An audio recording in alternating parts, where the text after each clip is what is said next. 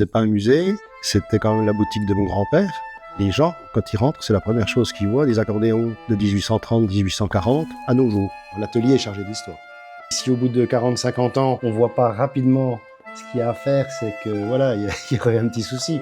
Je pensais franchement pas faire carrière là-dedans. Ayant fait 10 ans de fac de lettres, j'ai dit, c'est une petite chose pas très sérieuse. Le métier d'accordeur d'accordéon ou de marchand d'accordéon, ça faisait rire beaucoup de gens. L'activité s'est faite par hasard. Malheureusement, suite à un décès, par accident, de mon grand-père et de son fils qui revenait du bal, ils sont tués en voiture, tout bêtement. L'accordéon n'était pas au plus haut et dans les sommets dans la fin des années 70. Mais j'ai vu l'activité du monde venir tous les jours, le dimanche.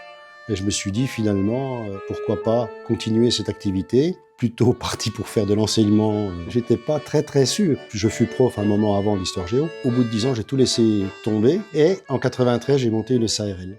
Je peux vous dire que j'ai été heureux pendant 40 ans. La valeur est sentimentale. J'y suis né, j'y ai vu mon grand-père, mon oncle, j'ai vu pas mal de gens. Avec le temps, on s'attache.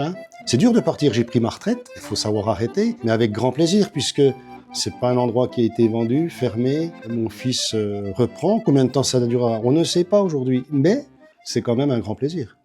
C'est quand même quelque chose de beau que je souhaite à tout le monde, de continuer et de perdurer.